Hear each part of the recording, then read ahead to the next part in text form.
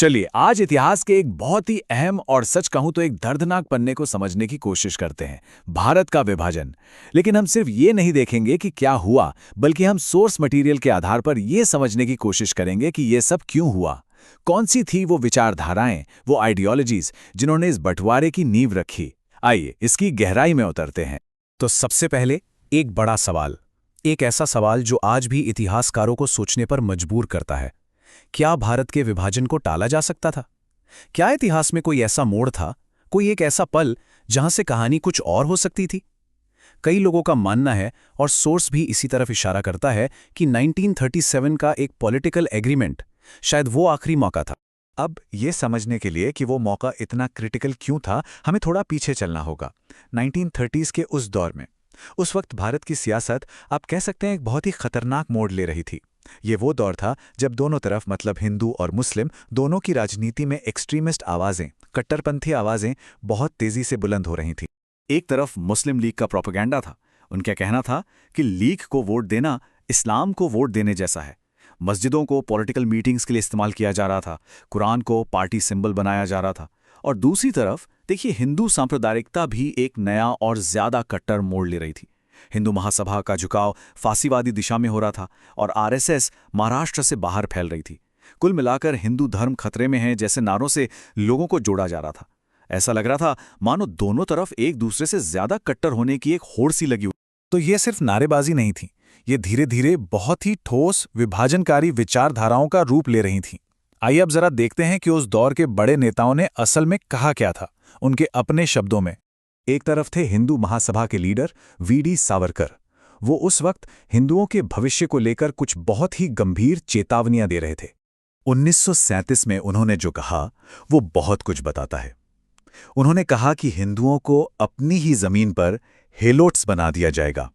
अब ये हेलोट शब्द का मतलब है, समझिए, गुलाम या बंधुआ मजदूर। तो ये शब्द ही अपने आप में उस गहरे डर और असुरक्षा को दिखाता है जिसे उस वक्त हवा दी जा रही थी। अब एक्सट्रीम हिंदू सांप्रदायिकता की विचारधारा को अगर किसी ने सबसे साफ साफ शब्दों में लिखा तो वो थे आरएसएस के विचारक एमएस गोलवलकर। उनकी एक किताब थी वी, और उसमें इस पूरी सोच का आप कह सकते हैं कि एक ब्लूप्रिंट मिलता है। इस कोट को देखिए, इसमें साफ लिखा है कि हिंदुस्तान में जो गैर हिंदू लोग हैं उनके पास दो ही रास्ते हैं। या तो वो हिंदू कल्चर अपना लें, या फिर वो यहाँ रह सकते हैं लेकिन हिंदू राष्ट्र के पूरी तरह अधीन होकर। उन्हें कुछ भी मांगने का हक नहीं होगा, नागरिक अधिकार भी नहीं।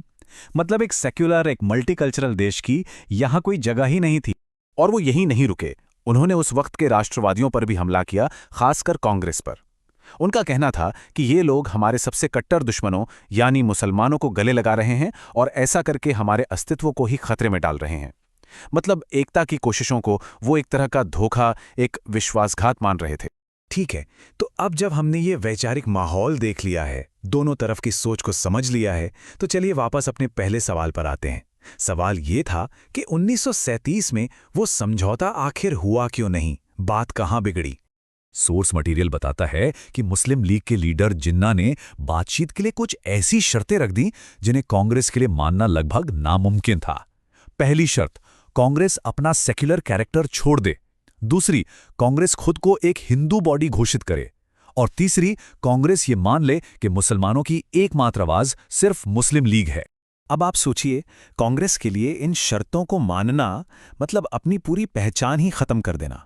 उनका तो पूरा आधार ही एक सेक्युलर नेशनलिस्ट मूवमेंट का था जो सभी भारतीयों के लिए था। जैसा कि राजेंद्र प्रसाद ने कहा था, इसे मानना अपने अतीत को नकारने, अपने इतिहास को झुटलाने और अपने भविष्य के साथ धोखा करने जैसा हो। तो जाहिर है नतीजा क्या निकला, बात आगे नहीं बढ़ी। वैचारिक खाई इतनी ज्यादा गहरी हो चुकी थी कि सुलह का कोई रास्ता ही नहीं बचा था। सोर्स का तर्क यही है कि सांप्रदायिकता एक ऐसी विचारधारा थी जिसे आप मना नहीं कर सकते थे, जिससे आप समझौता नहीं कर सकते थे, उसका तो बस सामना ही करना पड़ता। और जब बातचीत के सारे दरवाजे बंद हो जाते हैं, जब नफरत की राजनीति हर चीज पर हावी हो जाती है, तो उसका नतीजा क्या होता है? उसका नतीजा होता है हिंसा, और ये बहुत ही विनाशकारी थी। ये टाइमलाइन देखिए, ये सिर्फ तारीखें नहीं हैं, ये उस नफरत का खूनी अंजाम है। अगस्त 1946, कलकत्ता में 5 दिन में 5000 से ज्यादा मौतें। फिर 1946 के आखिर में नोआखली और बिहार में नरसंहार। 1947 में तो पूरे देश में बंटवारे के दंगे फैल गए, और आखिर में जनवरी 1948 में गांधी जी की हत्या एक सांप्रदायिक कट्टरपंथी के हाथ। लेकिन कहानी यहाँ खत्म नहीं होती। एक बहुत ही दिलचस्प बात जो सोर्स में सामने आती है वो ये है कि इस विचारधारा की सबसे बड़ी कीमत शायद खुद पाकिस्तान को चुकानी पड़ी। ये देखिए, 11 अगस्त 1947 को बंटवारे के ठीक बाद जिन्ना ने पाकिस्तान की संविधान सभा में एक भाषण दिया और उन्होंने जो कहा वो हैरान करने वाला था। उन्होंने एक सेक्युलर स्टेट की बात की। कहा, आप किसी भी धर्म, जाति या पंथ के हों, उसका राज्य के काम से कोई लेना देना नहीं है। हम सब एक राज्य के बराबर के नागरिक हैं। लेकिन जैसा कि सोर्स बताता है, तब तक बहुत देर हो चुकी थी।